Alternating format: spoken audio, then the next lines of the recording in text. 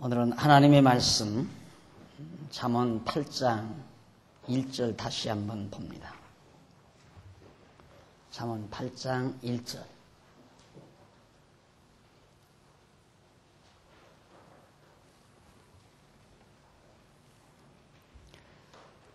지혜가 부르지 아니하느냐, 명철이 소리를 높이지 아니하느냐.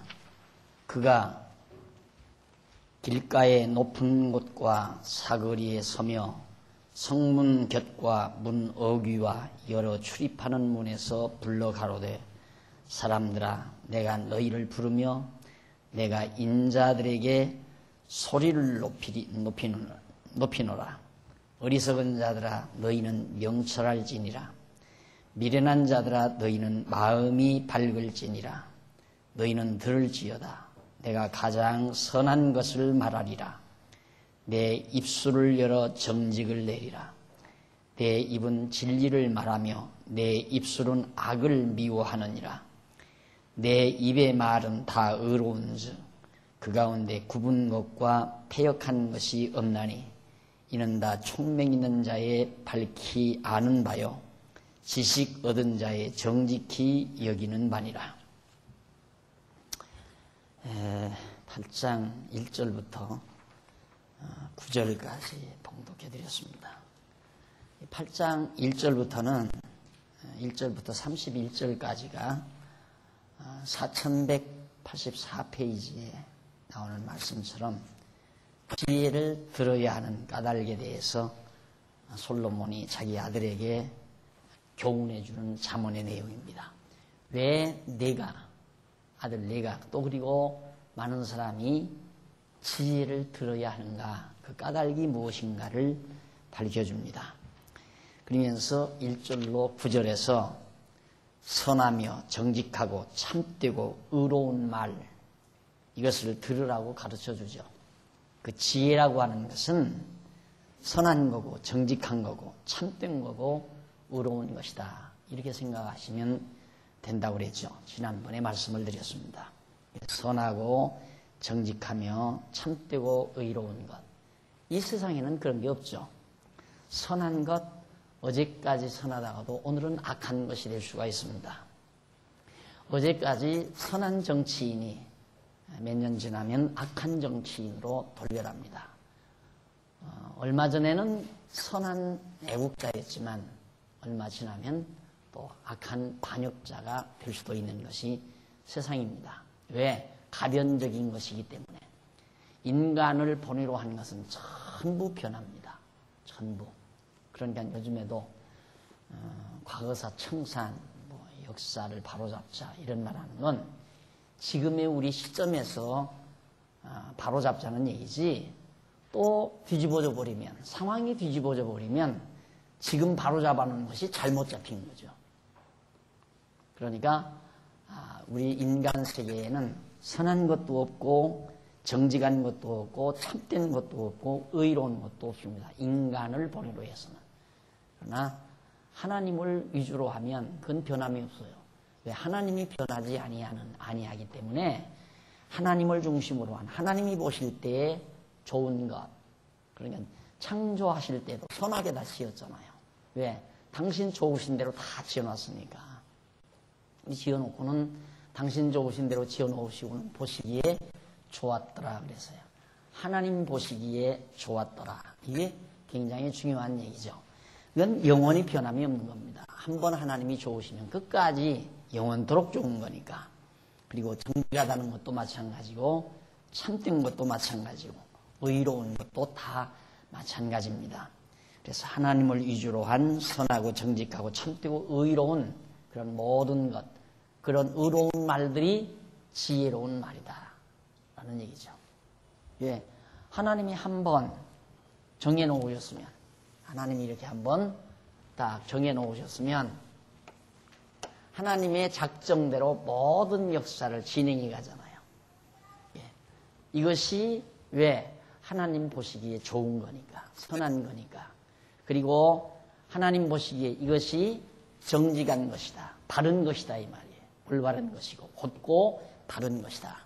그리고 하나님 보시기에 이것만이 참된 것이고 하나님 보시기에 이것만이 바로 의로운 것이다. 옳은 것이다. 왜? 하나님이 옳다고 하니까 옳은 거예요. 이 위의 것은 옳은 것도 없고 참된 것도 없고 절대 올곧은 것도 존재하지 않는다. 그래서 바로 이걸 들으라 이 말입니다. 하나님의 이 정하신 뜻을 그리고 정하신 뜻대로 섭리해 가시는 이 선하고 정직하고 참되고 의로운 그런 지혜의 말을 네가 들어야 된다. 왜? 막 길가에서도 외치고 길가에서도 외치고 성문 곁에서도 외치고 문 어귀에 서서도 막 지혜가 계속 말을 한다 이거죠. 이걸 들어야 된다. 그러면서 6절에 보면 내가 가장 선한 것을 말하리라. 가장 선한 것, 최고선. 그래서 이제 이 철학에서도 이 최고선이 뭐냐?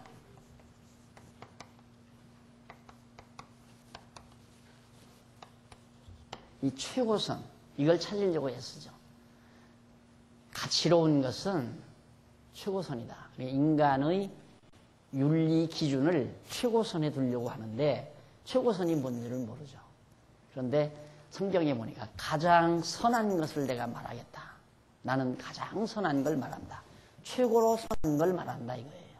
그게 하나님의 뜻이죠. 하나님의 뜻이 이것이 최고로 선한 것. 그리고 내 입술을 열어 정직을 내리라.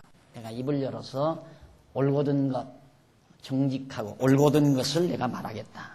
내 입은 진리를 말하며 다 똑같은 얘기예요. 올곧은 것, 진리, 선한 것 다 진리를 말하며 내 입술은 악을 미워하느니라. 내 입의 말은 다 의로운 즉 그 가운데 굽은 것과 패역한 것이 하나도 없다. 이는 다 총명 있는 자의 밝히 하는 바요. 총명이 있는 자. 그리고 지식을 얻은 자의 정직히 여기는 바니라.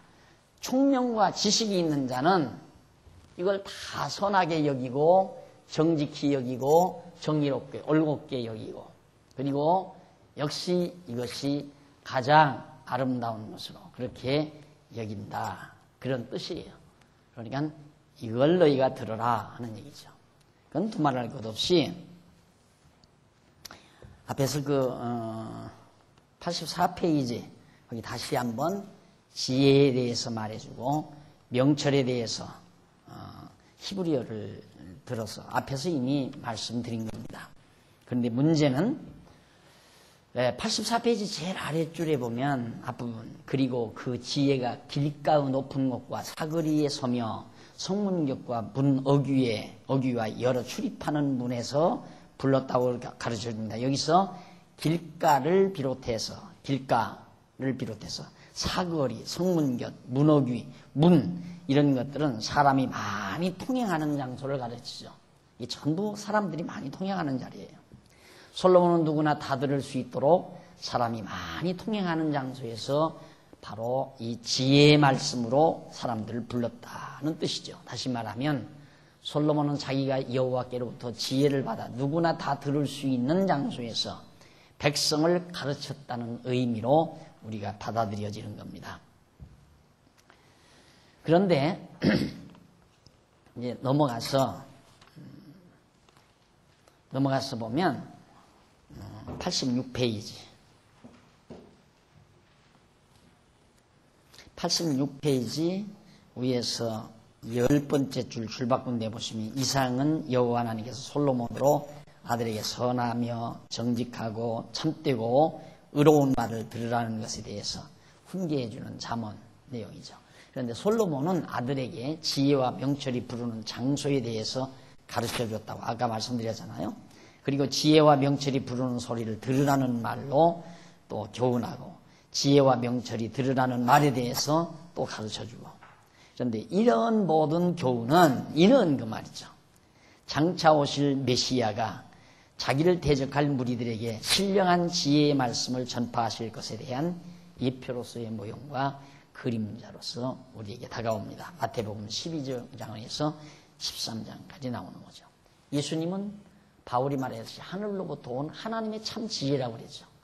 예수 그리스도가 하나님의 참 지혜다.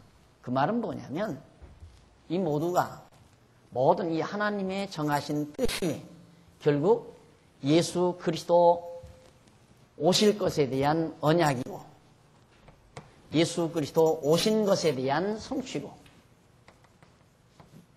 그러니까 그리스도에 대한 내용 이 모두가 다 하나님 섭리 모두가 다 언약대로 이루시는 그래서 언약대로 오시고 언약대로 죽으시고 언약대로 부활하시고 언약대로 승천하신 이 그리스도에 대한 증거이기 때문에 그리스도는 하나님의 지혜다. 지혜.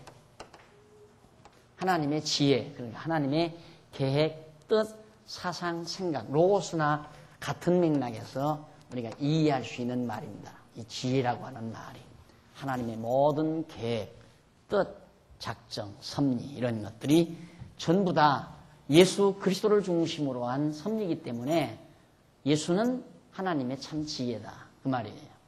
그러니까 결국 솔로몬이 전무후무한 지혜를 하나님께 얻은 것은 그 솔로몬의 지혜가 오실 예수 그리스도에 대한 한 예표로서의 모형과 그림자적 그런 존재죠.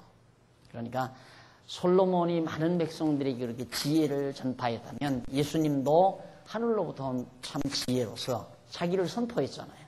자기를 선포하신 사건이 마태, 마가, 누가, 요한 직접 선포하신 것이 그리고 사도들을 통해서 선포하신 것이 사도행전으로부터 요한계시록까지 전부가 다 그리스도에 대한 진리입니다. 그래서 예수 그리스도는 하늘로서 온 참 하나님의 지혜다라고 사도 바울이 언급을 한 겁니다. 자, 그럼 8장 10절로 16절에 보면 지혜의 가치와 속성을 비롯해서 그 능력에 대해서 가르쳐 줍니다. 왜 지혜를 너희가 들어야 되느냐? 지혜의 가치가 대단하다. 그리고 그 속성과 그 능력, 지혜가 어떤 속성을 가지고 있고 또 지혜의 능력이 어느 정도인가를 가르쳐 주면서 그렇기 때문에 너는 지혜를 들어야 된다. 이 얘기거든요. 자, 그러면 거기 10절 너희가 은을 받지 말고 나의 훈계를 받으며 정금보다 지식을 얻으라 하는 얘기예요. 이건 지혜에 대한 지식, 하나님의 지혜에 대한 지식을 얻으라는 얘기거든요. 무엇보다? 은보다 정금보다. 근데 여러분 지금 그렇게 안 느끼잖아요. 만약에 내가 여러분들에게 금반지 하나씩을 거저준다면 오늘 나가시면서 일이 이만큼 벌어질 뿐만 아니라 목사님 참 고맙다 그렇게 생각할 겁니다. 그러나 지금 지혜의 말씀을 여러분들이 듣는데 그건 내 손에 껴있는 금반지와 비교가 아직 지금 안 가는 거죠. 그런데 성경은 이 지혜가, 이 지식이, 지혜를 아는 지식이 정금보다, 은보다 귀하다. 과장이 아니에요. 이게 절대 과장이 아니란 말입니다. 그래서 솔로몬이 아들에게 이게 얼마나 소중한 줄, 얼마나 가치가 있는 줄 아냐. 은이나 금이 문제가 아니다. 이 말이. 이 지혜라고 하는 것은. 그러면서 대저, 왜냐하면 지혜는 진주보다 나음으로, 진주, 보석 진주보다 낫다 이 말. 무릇 원하는 것을 이에 비교할 수 없습니다. 인간이 이 땅 위에서 갖기 원하는 어떠한 것도 이 지혜와 비교가 안 된다. 뭘 갖고 싶습니까? 다이아를 가지고 싶습니까? 황금을 갖고 싶습니까? 그렇게 원하는 것 어느 것이라도 지혜와는 가치 비교가 안 된다 이 말이에요. 그만큼 소중하고 값이 나가는 것이 지혜다. 이게 실감이 와야 되거든요. 진짜 우리 교인이라면, 우리 장안중앙교인이라면 이게 정말 실감이 와야 돼요. 정말 내가 우리 장안중앙교회 와서 이 지혜 하나 얻은 것은 온 천하를 얻은 것보다 더 귀하다고 하는 그런 실감나는 생각을 가져야 진짜 우리 교인이에요. 그러기 전에는 조금만 뭔가 자기 마음에 안 들면 불만하고 불만 터뜨리고 그냥 비난하고 또 삐지고 그러다가 또 교회도 그만둬버리고 이런 현상이 나올 수밖에 없어요. 그러나 우리 장안중앙교회 와서 내가 지혜를 얻은 것, 이것이 정말 내가 이 세상 살면서 내가 바라는 어떤 소원의 대상, 가지고 싶어하는 소원의 대상, 복권 하나, 몇십억짜리 복권 하나 내가 가졌으면 좋겠다. 그거 비교가 안 된다 이 말이에요. 어떤 것도 비교가 안 된다. 솔로몬이 지금 하는 얘기예요. 그럼 솔로몬이 과장법을 썼나? 그게 아니거든요. 진심으로 하는 얘기란 말입니다. 사실 그대로. 그래서 나 지혜는 명철로 주소를 삼으며 지식과 근신을 찾아 얻나니 나 지혜는 명철로 주소를 삼으며 명철이 있는 곳에 지혜가 있다. 이 말. 주소라는 말은 명철이 있는 곳에. 여기가 지혜, 하나님의 지혜, 하나님의 명철. 지혜가 있으면 명철이 있고 명철이 있으면 지혜가 있는 거예요. 지혜가 있으면 바르게 밝히 판단할 수 있는 철이 든 거고 밝을 명자 철든다는 철자 있잖아요. 그러니까 밝힐 수 있는 철이 들었다. 뭐가 있으면 지혜가 있으면 그 밝힐 수 있는 철이 있다는 말, 철이 들었다는 말은 그 사람이 지혜를 가지고 있다는 얘기예요. 그러니까 이렇게 하나님의 이 놀라우신 지혜를 알면 내가 여로보암을 따라갈 것인지 그냥 유다 민족이라도 유다 백성만이라도 내가 붙들고 다윗 왕가를 지켜야 할 것인지 이거 판단할 수 있는 명철이 있게 돼 있어요. 왜? 지혜를 가지고 있으니까 그런 명철이 있고 그런 명철이 있다는 것은 지혜가 있다는 얘기고 그래서 바로 명철이 지혜의 주소가 된다. 그런 얘기입니다. 지식과 근신을 찾아 주소를 삼으며 지식과 근신을 찾아 얻는다. 그러니까 내가 지혜가 있으면 지식도 찾고 지식도 얻고 근신도 찾아 얻게 된다. 여호와를 경외하는 것은 악을 미워하는 것이라. 여호와 경외한다는 말이 뭔가 악을 미워하는 거다. 여호와 경외하는 것이 지혜인데 지혜는 악을 미워한다. 이게 하나님을 다윗 왕가를 배반하는 여로보암의 나쁜 생각, 나쁜 길을 미워하는 거다. 그것이 바로 여호와를 경외하는 것이다. 둘 중에 하나예요. 내가 여호와를 경외하느냐, 여로보암의 길을 따라가느냐, 악을 택하느냐. 나는 교만과 거만과 악한 행실과 패역한 입을 미워하느니라. 이게 이제 솔로몬은 여로보암을 의식하면서 하는 얘기입니다. 14절 내게는 도략과 참 지식이 있으며 도략과 참 지식이 있으며 나는 명철이라 내게 능력이 있으므로 나로 말미암아 왕들이 치리하며 방백들이 공의를 세우며 나로 말미암아 재상과 존귀한 자 곧 세상의 모든 재판관들이 다스리느니라. 이 지혜를 인격화하는 의인화하는 시적 방법으로 지금 솔로몬이 말하고 있습니다. 지혜를 갖다가 의인화시켜요. 인간화, 인격화시킨다 이 말입니다. 그렇게 해서 많은 왕들도 나 지혜를 가지고 다스리고 지혜로 말미암아 모든 재상과 존귀한 자, 곧 세상의 모든 재판관들이 백성들을 통치한다. 그런 뜻이에요. 그런데 거기 이제 10절로 11절 87페이지에 거기 보면 10절로 11절에 보면 그 밑에 다섯째 줄에 무사르라는 말이 나와요. 히브리어로. 그게 훈계라는 말이거든요. 훈계.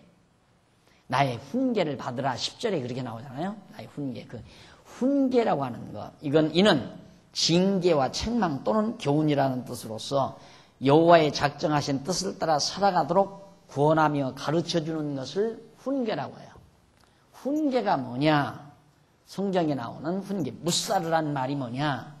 그건 바로 여호와의 작정하신 뜻을 따라 살아가도록. 이게 작정하신 뜻 아니에요? 이게 작정하신 이 뜻을 따라가도록 권고하고 가르쳐주는 일. 이것이 바로 훈계라고 말이에요. 기독교 교육이란 뭔가 이거예요. 기독교 교육이. 우리 주일날 오후에 행복론 공부하면서 교육의 문제점 밝혔죠? 교육의 문제. 교사 중심의 교육, 학생 중심의 교육. 이건데 우리는 교사 중심도 아니고 학생 중심도 아니고 하나님 중심 교육이죠. 그렇죠? 아주 명확해요. 확실하고 분명하고 명확하고. 그래서 우리 학교와 같은 학교는 이 세상에 없잖아요. 우리 학교와 같은 학교는 없다 이 말이에요. 그래서 내가 자꾸 이제 우리 장로님들하고도 얘기해. 우리는 그냥 학교로 생각하면 됩니다. 우리 교회는 학교식 교회. 그냥 바로 학교죠 원래. 예수님이 제자 불렀다고 그러잖아요. 선생이 제자 부르는 것은 학교에서 하는 일이에요. 예수님이 오시자마자 제자 택했는데 그 학교 세우기 위해서 택한 거란 말입니다. 예수 그리스도 학교, 예수 그리스도 초등학교, 예수 그리스도 중학교 이렇게 명칭만 안 붙여서 그러지 실제 내용은 학교 그대로란 말입니다. 그러니까 우리 장안중앙교회도 그냥 모여서 가르치는 학교 이렇게 생각해야 되기 때문에 공부 안 하면 언제 떨어져도 떨어지게 돼 있어요. 그래서 우리 구역장님들에게 공부 하나하나를 좀 잘 체크를 하셔야 됩니다. 근데 그걸 억지로 공부 안 하는 사람은 억지로 공부시키려고 하는 게 아니에요. 그 공부시키는 건 간단해요. 억지로 공부 안 하는 사람 억지로 공부시키는 건 공부하고 나면 그 공부한 대가로 이걸 줍니다 하고 미끼를 만들어주면 공부 잘해요. 공부 열심히 하는 척이에요. 그렇게 되면 이제 가짜 학생이 나오는 거죠. 예를 들면 성경 몇 독을 하면 금반지 하나 준다. 교회에서 그렇게 하잖아요. 그럼 성경이 무슨 뜻인지도 모르고 그냥 댕기면서 여호와 하나님께서 가라사대 어쩌고 저쩌고 저쩌고 하면서 막 댕기는 거예요. 그렇게 해서 1년 동안 신구약 성경 2독을 했습니다. 그럼 금반지 상 준다고 박수 짝짝짝 치는 거죠. 그래서 내가 요즘 이제 성도대학이니 로고스 신학원이니 로고스 신학연구원이니 이런 체제들을 하면서 항상 제가 조심하는 게 뭐냐면 혹시 이걸 거쳐서 큰 명예를 얻으려는 그런 욕망이 공부하는 분들에게 있으면 어떡하나 그 생각이 제일 마음에 염려가 돼요. 순수하게 그냥 진리가 좋아서 하나님의 말씀이 좋아서 그냥 순수하게 공부하는 그래야 되는데 성도대학 나오면 집사가 되고 뭐 신학원을 나오면 권사 되려면 신학원을 나와야 돼. 이게 영 마음에 안 맞아요. 공부를 그만큼 했으니까 권사가 돼야 된다 해야 하는데 나오면 권사가 된다 말을 잘못하는 거란 말입니다. 적어도 성도대학을 나오고 성도대학 공부를 하고 신학원을 공부하다 보니까 그만큼 이제 신앙이 성숙해서 권사가 되고 장로도 되고 이게 이제 제 순서란 말입니다. 그런데 어차피 우리 인간 사회니까 내귀에다가 권사 후보자는 또 뭐 장로 후보자는 뭐 어쩌고 저쩌고 뭐 성도대학을 해야 되고 신학원을 해야 되고.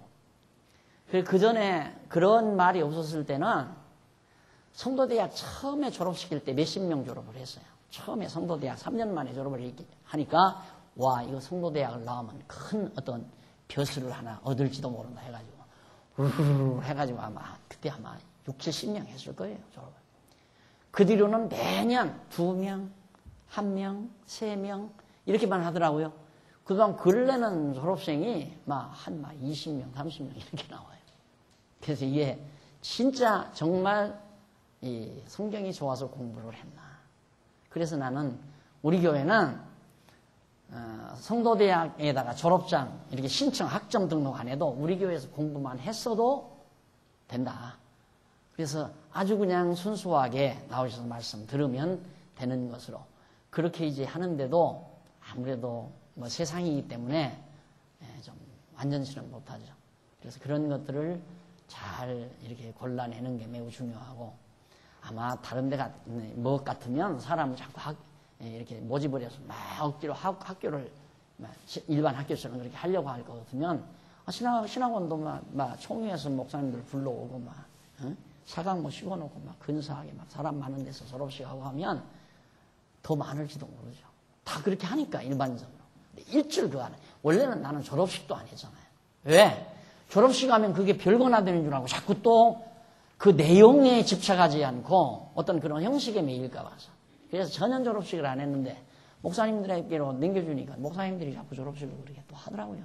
하는 걸 또 내가 하라 하지 말라 자꾸 그러면 위축받으니까 하고 싶은 대로 하게 내버려 두는 거죠. 그 졸업식이 뭐가 그렇게 대단한 겁니까? 내가 공부하는 것 자체가 중요한 거죠. 그래서 이 교훈이라고 하는 것, 훈계, 이게 바로 하나님의 뜻대로 살아가도록 권하며 가르쳐주는 그런 학교. 그게 진짜 교육이다 이 말이에요. 진짜 훈계. 무사르라고 하는 히브리어의 무사르라고 하는 올바른 훈계라는 뜻이다. 그리고 지식이라는 말은 다 들어가겠죠. 이것은 직접 보아서 확인한다라는 말인데 야다라는 말에서 유래되어 지식 또는 알다라는 그런 뜻으로서 여호와께서 창조하시고 섭리하시는 만물의 이치에 대한 경험에 의한 직관적 인식, 경험에 의한 직관적 인식. 그러니까 지식이라고 하는 거, 히브리어에서 지식은 절대 이론으로만 끝나잖아요. 이론으로 끝나는 게 아니에요. 보통 우리들은 지식은 책에서만 이론적으로 들어서 알고 있으면 그 사람 지식인이라고 그러죠. 근데 이론으로만 끝나는 게 아니라 직관적인 경험, 경험을 중요해요. 경험을. 그래서 이 둘을 가르쳐서 바로 성경에서 야다라는 말, 야다, 히브리어에 야다라고 하는 말을 쓴다. 그러니까 완전한 지식이죠. 이론과 경험을 통해서 확증하는 그런 지식이니까 그게 매우 중요합니다. 그러니까 예를 들면 지금 솔로몬이 아들에게 지혜를 가르쳐요. 하나님의 뜻을 가르친단 말입니다. 지혜를 가르치는데 지혜를 배워가지고 지식을 얻으라 그러잖아요. 지혜를 내가 들어가지고 지식을 얻으라 그 말은 네가 이 다음 이제 솔로몬이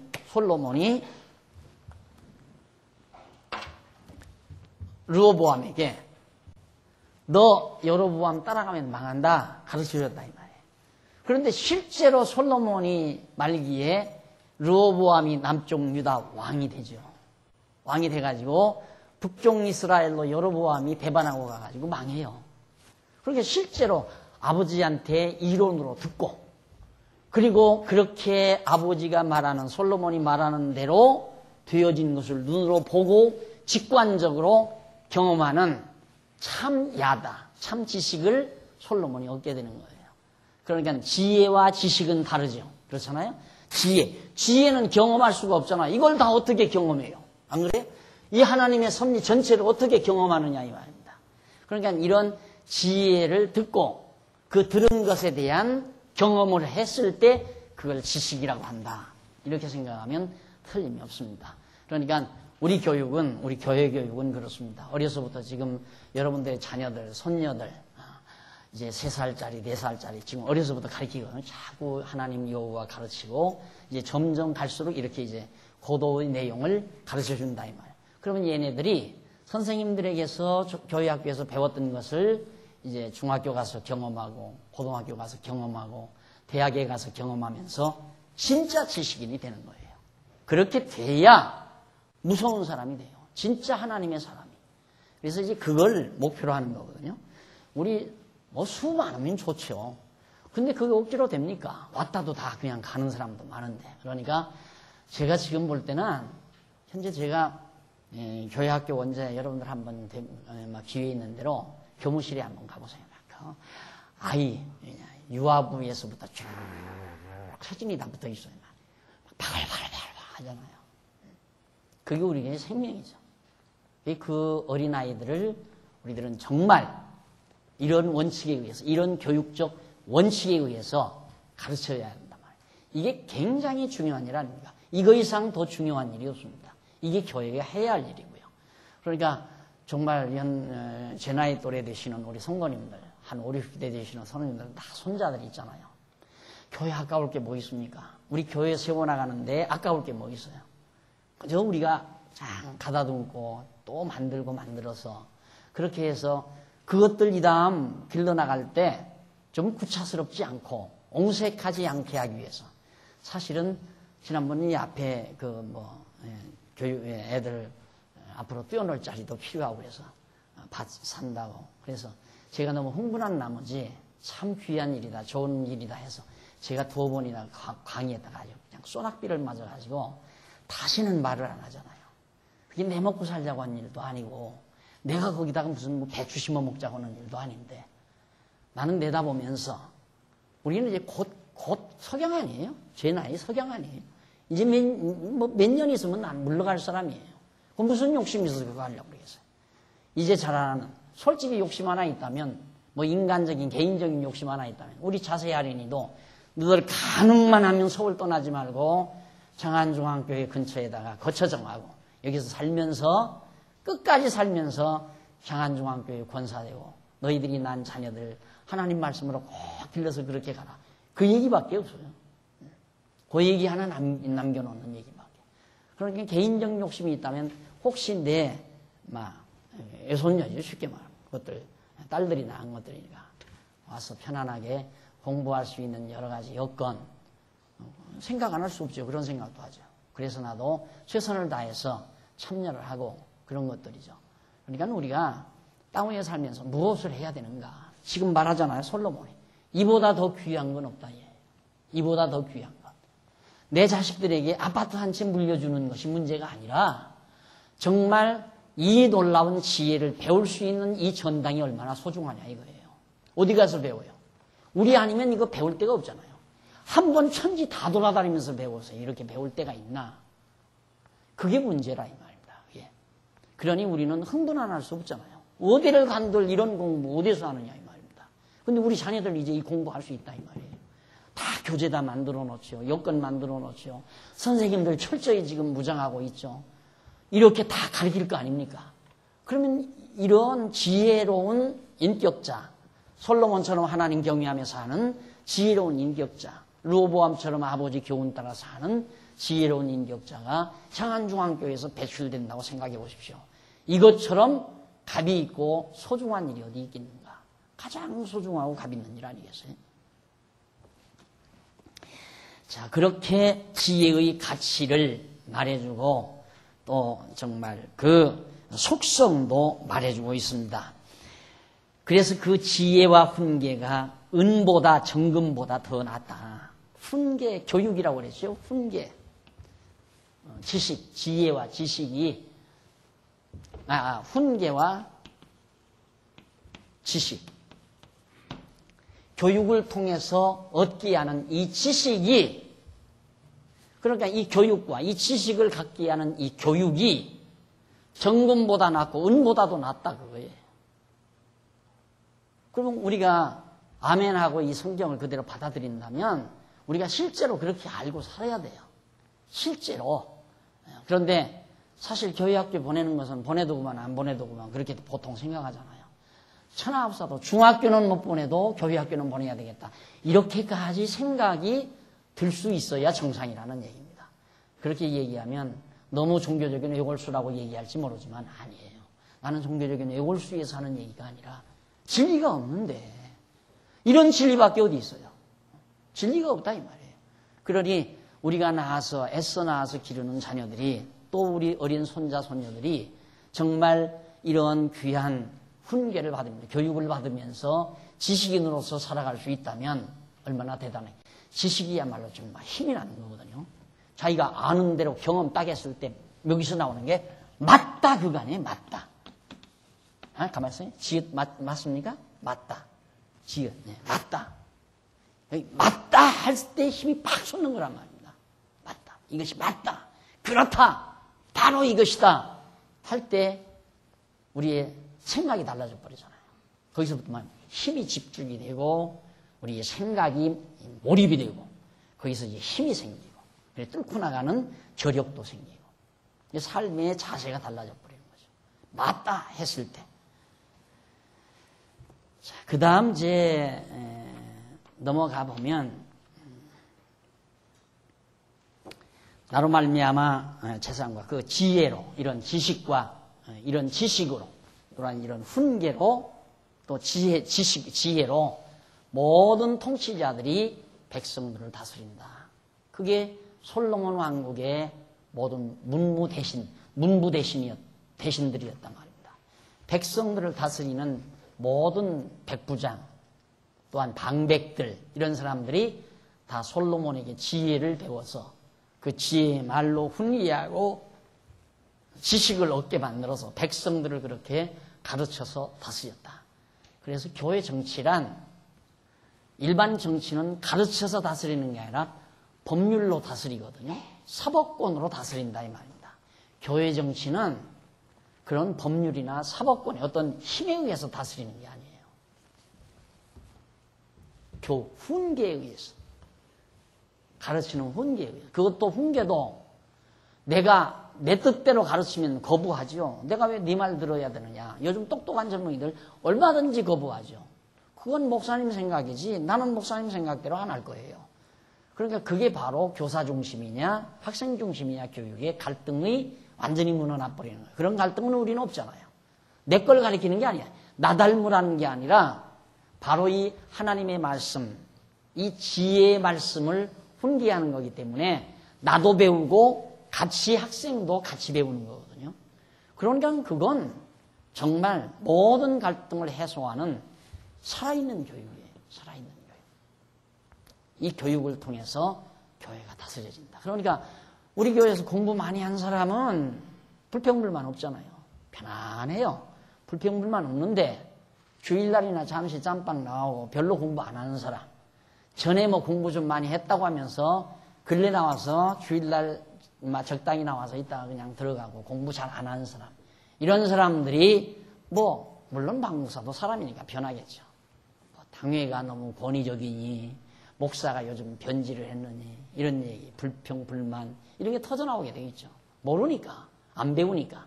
그래서 교회 정치란 여러분들이 지금까지 느껴왔지만 교육으로서 정치하는, 가르침으로서 정치하는 거라고. 잘 가르쳐주면, 뭘로?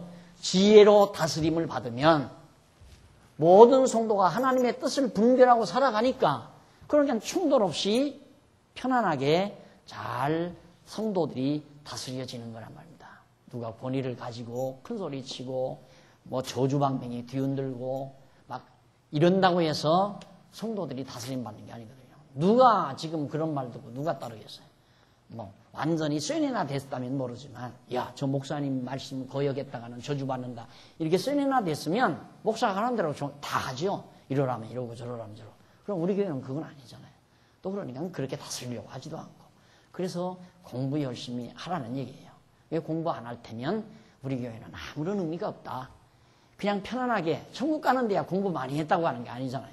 문제는 이 땅 위에 사는 동안 우리가 지혜를 깨닫고 나면 편안하고 감사하는 마음으로 사는 것 뿐이지 꼭 우리가 지혜를 다 깨닫고 우리처럼 성경을 뭐 막 다 꿰뚫고 알아야 천국 가는 건 아니란 말입니다. 그러니까 적당히 택한 백성이라면 적당히 천국 가고 싶으면 가까운 데 교회 가도 된다는 말을 그래서 하는 거란 말이에요. 예, 우리는 철저히 하나님의 말씀 지혜를 모르는 거 아니고 알았다면 이게 얼마나 소중한 건가는 몸소 아마 다 느끼시리라고 그렇게 생각을 합니다. 넘어가서 이제 8장 17절로 21절입니다. 17절로 21절에 보면 지혜가 사랑하는 자를 만나서 재물을 줄 것을 가르쳐 줍니다. 지혜가 재물을 줄 것을. 지혜가 사랑하는 자를 만나서 재물을 준다. 그러니까 지혜가 사랑한다는 말은 그 말은 하나님이 사랑한다는 말이나 똑같은 거예요. 예, 이 지혜가 사랑하는 자를 만나면 많은 재물을 얻게 한다. 솔로몬이 그랬잖아요. 솔로몬이 지혜를 얻으니까 재물이 따라왔어요. 역시 거기에. 그걸 지금 솔로몬이 아들에게 가르칩니다. 나를 사랑하는 자들이 나의 사랑을 입으며, 여기서 나란 말은 지혜에 대한 대칭이에요. 나를 사랑하는 자들이 나의 사랑을 입으며 나를 간절히 찾는 자가 나를 만날 것이니라. 지혜를 찾는 자가 지혜를 만난다. 부귀가 내게 있고 부와 귀중함이, 부요와 존귀함이 어디? 지혜에 있고 장구한 재물과 의도 그러하니라. 자, 그 이유는 당연하죠. 로보암아, 내가 지혜를 얻으면 그 지혜에 의해서 내가 존귀케 되고 왕도 되고 귀함을 받게도 되고, 그리고 내가 가지고 있는 재물을 오래오래도록 내가 누릴 수 있다 이 말이에요. 지혜가 있으면. 그러나 내가 지혜를 버리면 결국 여로보암 따라갈지 모르고 곁길로 가게 되면 너 망해서 종기도 없고 재물도 다 잃어버리고 만다. 그 얘기예요. 그러면서 하는 말이 내 열매는 금이나 정금보다 나으며 지혜로 인해서 얻어진 열매가 금보다도 정금보다도 나으며 내 소득, 지혜의 소득은 천원보다, 은 1000개보다 많은 물량의 돈보다 나으니라. 나는 의로운 길로 행하며 공평한 길 가운데로 다니나니. 나는 지혜는 어디로? 이 길로 간다. 지혜는 이 길로 간다. 공평한 길로, 옳은 길로 내가 간다. 이는 나를 사랑하는 자로 재물을 얻어서 그 곳간에 채우게 하려고 바로 그렇게 공평한 길로 또 의로운 길로 가게 한다. 그런 얘기예요.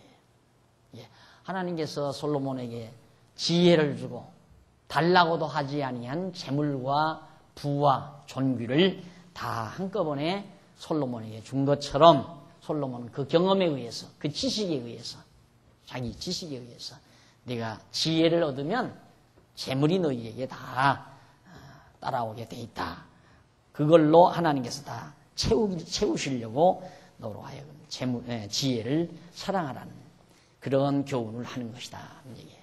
그러니까 지혜를 들어야 하는 까닭에 대해서 지금 잘 얘기해 주고 있죠.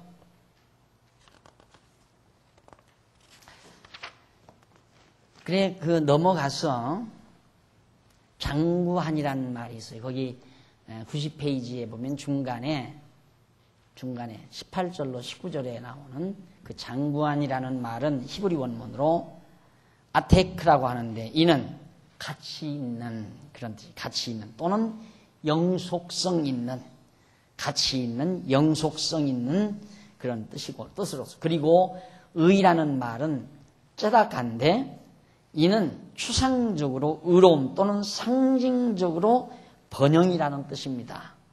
그래서 솔로몬은 아들에게 지혜가 자기에게 부귀를 비롯해 가치로운 재물과 번영이 있다면서 지혜의 열매와 소득은 금이나 정금 또는 뛰어난 은보다 낫다는 뜻으로 그렇게 가르쳐준 내용이 바로 본문의 내용입니다. 자, 그 정도 하고요. 그 다음 91페이지 넘어가서 8장 22절로 31절 가봅니다.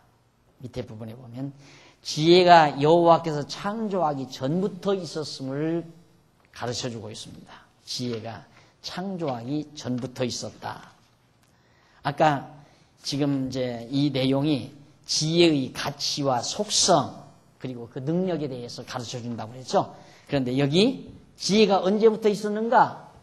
창조 전에서부터 있었다. 아까 내가 그려드렸잖아요. 여기서부터 있었다. 이거예요.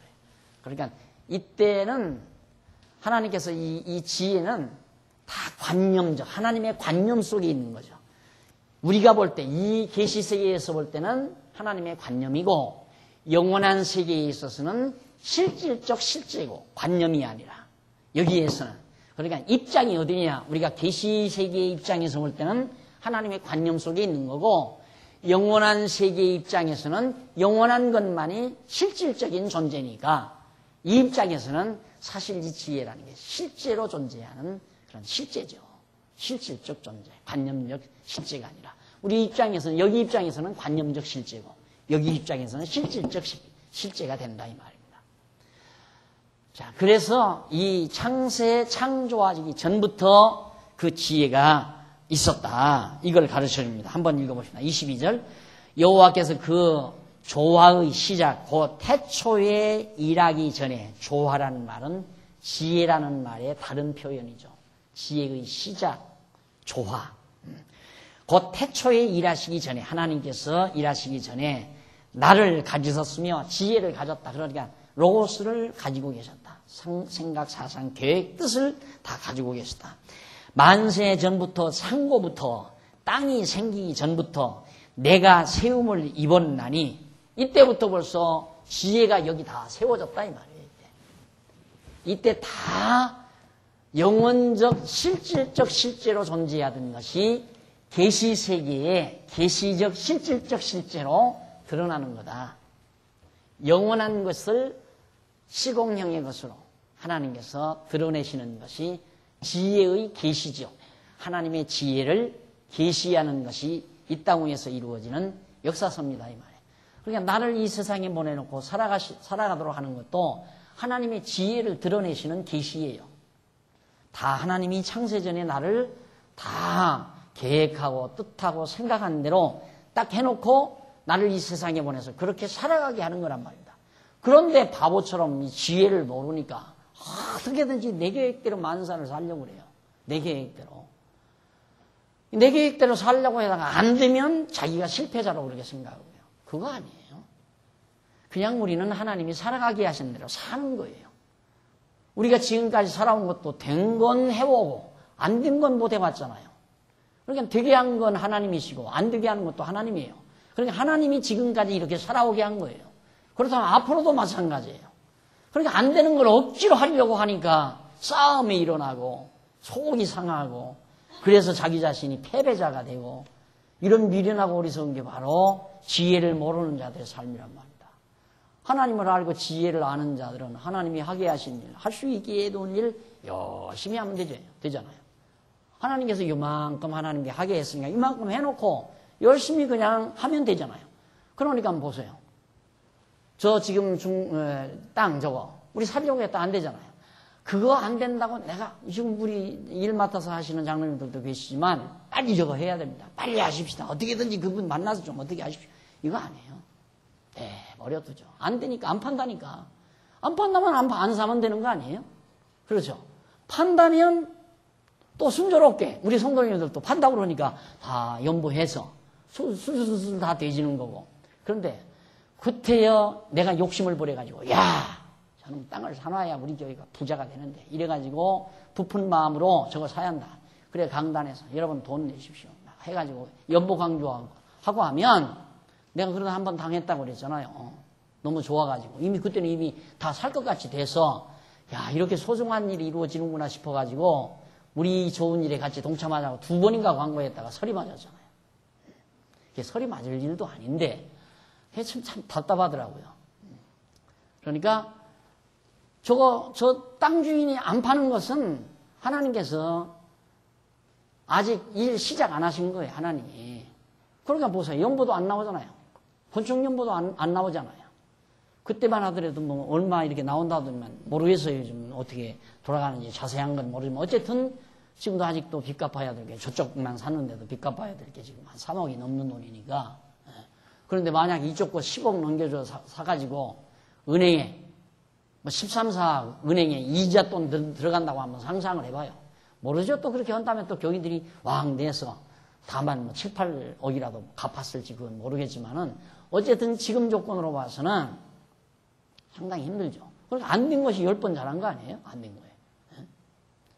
그리고 하나님께서 다 계획이 있으면 그 사람 마음속에 팔마음도 주고 그렇게 해서 일이 이루어지도록 하는 거니까 하나님이 하게 하신 일이라는 열심히 하면 된다 이 말입니다. 그런데 하게 하신 일은 열심히 안 하고 하나님이 아직 시키지 않은 일만 자꾸 욕심을 하려고 한다면 사람들이 하나님이 하게 하신 서리집사 일 열심히 하면 되잖아요. 그런데 시키지도 아니한 권사일 하려고 그러고 시키지도 아니한 장로일 하려고 하니까 그러니까 교회가 자꾸만 시끄러워진다 이 말이에요. 하나님이 집사 시켜서는 집사일 열심히 하고 장로 시켜서는 장로일 열심히 하고 목사 시키면 목사일 열심히 하면 되잖아요. 시키지도 않은 총회장 하겠다고 박 목사가 예를 들어서 하나님이 지금 총회장 시킬 생각을 안 하시는데 내가 총회장 하겠다고 날마다 교회 회계한테 돈 타가지고 가서 총회 가서 밥 사 먹이고 돈 쓰고 돌아다니고 그래서 총회장 한다? 그건 나는 안 하죠. 그건 안 해요. 절대 안 해요. 그런 건. 하나님이 만약에 총회장도 나로 하여금 할 수 있는 날이 하나님이 정해놓으셨으면 가만히 있어도 될 수 있도록 상황이 되게끔 돼 있어요. 그것이 하나님께서 창세전에 다 지혜로 세워놓은 거라니까. 그걸 믿고 우리가 살아야 마음의 평안이 오죠.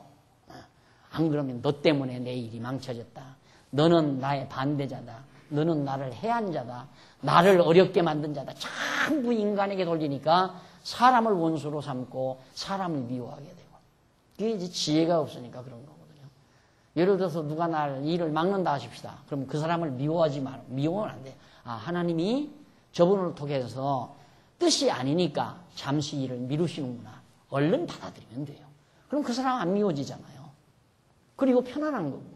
그런데 그게 아니라 저 인간 때문에 이 일이 어긋났다. 이래 놓으면 이제 밤마다 그 인간을 어떻게 내가 골탕을 먹이나. 이런 생각만 하니까 내가 사악해지니까 내 마음속에 내장 중에 하나가 점점 맥을 잃어가다 보면 결국 암균을 저항 못해서 거기에서 내종이 생기고 내종이 굳어져 버리면 암이 돼버리고 그래서 사람이 망가지는 거 아니겠어요? 그래서 지혜를 가지고 산다는 게 얼마나 대단한 힘인가를 실제로 여러분들이 경험하잖아요. 그래서 하나님께서 그때부터 다 큰 샘들이 있기 전에 내가 이미 났으며, 지혜가 25절 산이 세우심을 입기 전에, 언덕이 생기기 전에 내가 이미 지혜가 났으니, 26절 하나님이 아직 땅도 들도 세상 진토의 근원도 짓지 아니하였을 때에라. 그가 하늘을 지으시며 궁창으로 해면에 두르실 때에 내가 거기 있었고, 그가 위로 구름 하늘을 견고하게 하시며 바다의 샘들을 힘있게 하시며 바다의 한계를 정하여 물로 명초를 거스리지 못하게 하시며 또 땅의 기초를 정하실 때에 내가 지혜가 그 곁에 있어서 창조자가 되어 날마다 그 기뻐하신 바가 되었으며 항상 그 앞에서 즐거워하였으며 사람이 거처할 땅에서 즐거워하며 인자들을 기뻐하였느니라. 그러니까 하나님께서 이때 다 계획을 세워놓고 빛을 만들고 어둠을 만들고 바다를 만들고 땅을 만들고 묻히 드러나 산을 만들고 육지를 만들고 이렇게 다 하나하나 만들어갈 때 그때 지혜가 옆에 다 있었다 이거예요. 그 말은 설계도 다 그려놓고 설계도대로 기초공사도 하고 기둥도 세우고 벽도 만들고 문틀도 갖다 세우고 그러면서 집을 세웠다. 지혜대로 설계도대로 천지만 집을 짓듯이 하나님께서 세우신 지혜대로 다 이렇게 하나하나 모든 역사 섭리를 이끌어 가신다. 그러니 이 세상 되어지는 모든 일이 다 하나님의 지혜로 가득 채워져 있잖아요. 하나님의 지혜가 다 드러나잖아요. 그러니까 지혜를 알면 경험이 확인되는 거죠. 이론을 모르면 그 경험도 그게 무슨 경험인지 왜 그러는지를 몰라요. 어떤 일이 일어났을 때 왜라는 걸 모른다 이 말입니다. 왜는 이론을 통해서 아는 거죠. 아, 하나님이 이렇게 하신다고 말씀하시더니만 이렇게 됐구나. 그래서 그렇게 됐구나. 이 왜가 해결되잖아요. 이걸 알아야. 그래서 우리가 지혜의 말씀, 하나님의 모든 뜻을 지혜의 말씀을 통해서 깨닫고 나면 우리가 살아나가면서 하루하루 살면서 한 해 한 해 살면서 한평생 살아가면서 얻어진 경험들이 그것이 바로 지식으로 직관적인 경험에 의한 참 지식으로 우리에게 다가오니까 힘이 되는 거다 이 말이에요. 그게 진정한 참 지식인입니다. 이번에 여전도 연합회 총연합회 세미나 주제가 바로 성경을 읽는 귀부인의 자태라는 주제로 제가 말씀을 증거하죠. 다 관련이 있는 내용이에요. 전부가 관련이 있는 내용. 그렇게만 우리들이 하나하나 내면 세계가, 우리 정신 세계가 하나하나 정리가 되면 정말 신사가 되고 귀부인이 되죠. 누가 되라고 해서 되나요? 그렇게 되게끔 돼 있다 이 말이에요. 자, 이렇게 해서 일단 이제 이 지혜를 들어야 하는 까닭에 대해서 우리들이 정리를 해봤습니다. 자, 다음 주일에는 넘어가서 우리가 94페이지에 나오는 한쪽 가로 2번 지혜를 듣는 자의 결국에 대해서, 그러면 지혜를 들어야 할 까닭에 대해서 우리가 배웠으니까 그러면 지혜를 들으면 어떤 결과가 나오는가, 어떤 결국이 이루어지는가에 대해서 다음 시간 8장 32절로부터 9장까지 우리 듣기로 약속을 하고 오늘 강의는 여기서 마무리합니다. 기도하십시다.